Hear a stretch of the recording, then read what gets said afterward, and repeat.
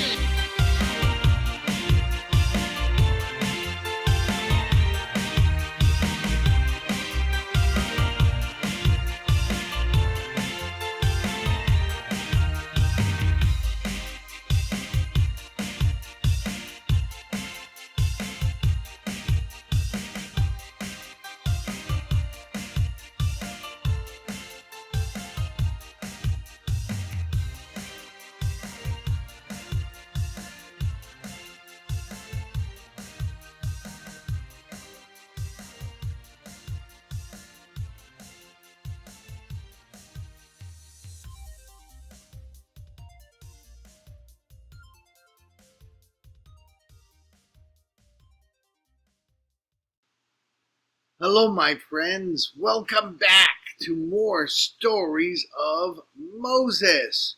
You remember Moses, right? The great lawgiver for all of the people of Israel. Remember what we talked about last time? How Moses, sent by God, went to Pharaoh. And Moses brought with him his brother Aaron, who did a lot of the talking. Because we're told that Moses was slow of speech. We don't know exactly what that means. Maybe he stuttered. Maybe he had a processing issue. It took him a while to get the thought into his mouth. We're really not sure. But Moses and Aaron were demanding that Pharaoh let those Israeli slaves go. For a long time, Pharaoh said, no, no, no, no, no. Do you remember how Moses finally got Aaron to do it? With a bunch of plagues. Want to review those plagues again? First one, the water turned to blood. Ugh. The second one, a plague of frogs. Ooh. What was the third one? Do you remember? A plague of lice. Ugh. All those lice all over the place. Ugh. In everyone's hair. Oh, that's horrible. Then there was a plague of flies. Can you imagine flies being all over your house, your food, your dishes, your cabinets? And then the farm animals got sick. A lot of them died. That really did a number on the food supply. What happened next? Boils. People got a lot of boils on their skin. They are hurting. Yeah, they hurt a lot. And they're all over. So there's no place you could sit comfortably, lie comfortably. Didn't happen. Then hail came down. That'll ruin your crops real well. Then what happened? Bunch of locusts. Bunch of locusts came in. They were all over the place. And of course, they eat a lot of the farm grain. Anything that's grown on a farm. Then the whole country was plunged into darkness. It was hard to work if you couldn't see. And if the darkness lasts too long, well, your candle's going to burn out, right? Then, of course, there was the death of the firstborn. And that's when Pharaoh finally said, okay, get the slaves, get them out of here. So all the Hebrew slaves, there were tens of thousands, hundreds of thousands of them, took with them a lot of plunder. They stole a lot of things from the Egyptians to compensate themselves for their slavery. They started running out of Egypt. Where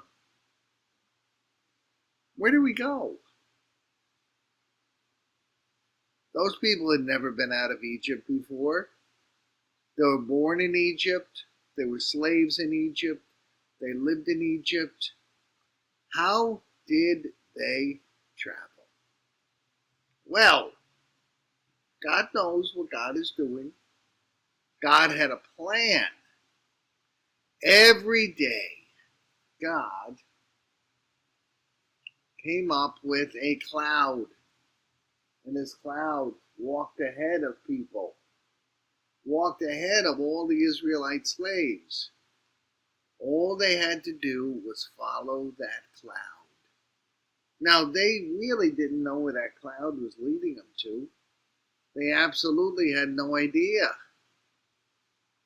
If God's leading you somewhere and you don't know where, would you trust God?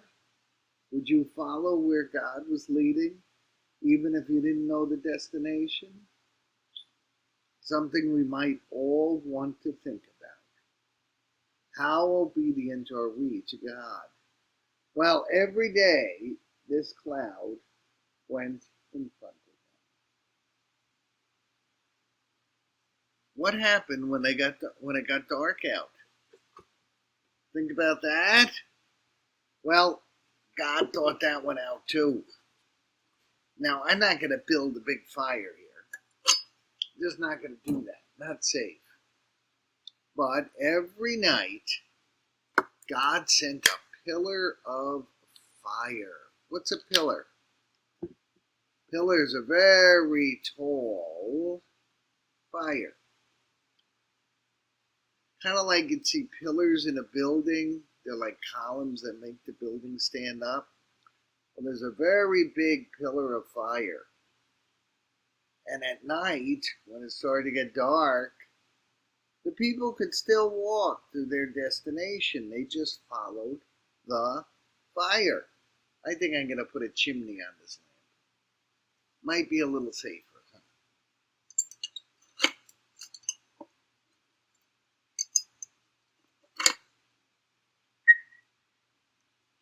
So God's people know they're not slaves anymore, but they have no idea where to go.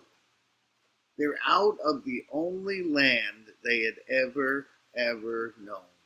And they have to trust God now, and they have to trust Moses. And they're walking. And they're told they're walking to a great place to live, a promised land. A land that was promised to their ancestors. And they have to trust Moses, and they have to trust the cloud, and they have to trust the fire. Do you trust God?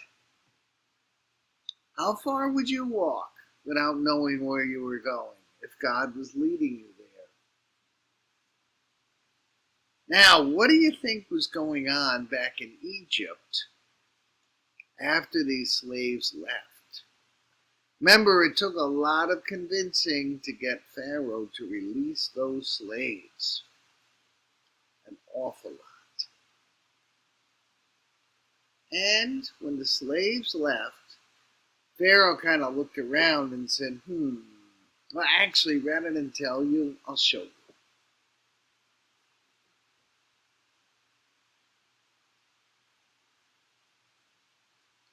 Pharaoh was a very important guy. He had a fancy hat on. And to show how much power he had a scepter. Kings always like scepters. I don't know why, but they do. So Pharaoh was sitting on his throne with his scepter, and he said to himself, what did I just do? I let all those slaves out of the country? They're all out of slavery? Who's going to build my bricks? Who's going to build my cities? Who's going to do all the work? This is not good. So Pharaoh said, I really shouldn't have let them go, especially since they stole so much gold and silver and jewelry and livestock and everything else. I'm going to get them, and I'm either going to kill them or I'm going to bring them back. Now, Pharaoh, of course, had a big army. What king doesn't have a big army? But those slaves had a head start, so he couldn't send his foot soldiers. It would take too long to catch the Israelites. He sent his chariots. You know what a chariot is? Chariot is a two-wheeled cart that's pulled by horses. And inside the chariot, you've got a driver, and you'll have another person in the army who's really good with a bow and arrow. So if you have got 100 chariots riding after you, every chariot is shooting bow and arrow at you, you're going to run. But if there's 100 of them lined up, where are you going to run to? That's a pretty powerful weapon. So Pharaoh said, I'm not going to let those Hebrew slaves go. That was really stupid of me. I'm going to track them down. I'm going to get them. Send out my cavalry with all the horses, with all the chariots. We're going to get them or bring them back. Uh-oh. And in the distance, the people of Israel, as they were walking, following, what were they following? Do you remember? They were following the cloud. And they were also following the fire. In the distance, they saw all the dust. And they knew someone was following them. And they had a good idea. It was Pharaoh's army and all his horses and chariots. And they said, uh-oh. And of course, what do they always do when there's a problem? They get mad at Moses. Oh, where's my Moses hat? I can't find my Moses hat. I don't know what I did with it. I won't worry about it. I'm going to take off my Pharaoh hat. So, all the people came to Moses and they said, Moses, this was really a very, very bad plan. All you have done for us is cause us trouble ever since you arrived. We might be out of Egypt. We might be out of slavery. And guess what? We're probably all going to be killed. Good job, Moses. So, Moses, of course, when he was in trouble, what did he do? He talked to God. That's always a good idea. Whenever we're having problems, maybe the first thing we ought to do is talk to God. Not the second, not the third, not the 28th. First, talk to God. And Moses said, God, what are we going to do? Things don't look too good. There's a real big army, and they can move faster than we can because we're walking. We got all these carts of stuff, and they're in fast-moving chariots pulled by war horses. What are we going to do, God? Well, God's tricky. God is very tricky. What God did is make a really, really big cloud of darkness. And he put it in front of the Egyptians. So they couldn't see where they're going. They had to slow down. I'll show you what that looked like. What do you see? What this picture looks like when the cloud comes over it. What do you see? You really can't see anything at all, can you? Well, that's what Pharaoh's army was looking at. It slowed them way, way, way, way down. So the people of Israel kept moving, and then things really got bad. After following the cloud a while, and following the fire a while, what did they see in front of them? The Red Sea, a small ocean. Now, I love the ocean. I bet some of you love the ocean too. Have you been swimming in the ocean or fishing in the ocean? Maybe you've been in a boat on the ocean. It's really fun. But they didn't have any boats. They had ox carts. They had a bunch of stuff they were carrying. You can't cross an ocean without a boat or a plane or something. So they looked up at the ocean and they looked behind them, and who was coming? Pharaoh's army. So the people of Israel said, Moses, what are we going to do now? Look, there, behind us, is Pharaoh's whole army. They're coming with chariots. Over there, we've got what? A sea, a small ocean. Any more bright ideas you have, Moses? So far, we're not real impressed with your great ideas. What's going to happen next?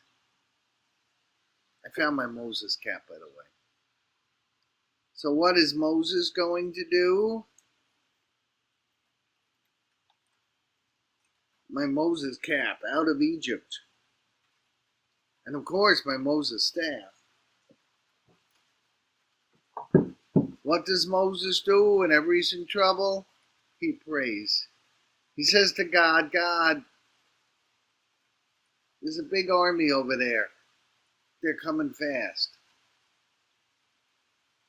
There's a small ocean over there called the Red Sea. We're in the middle.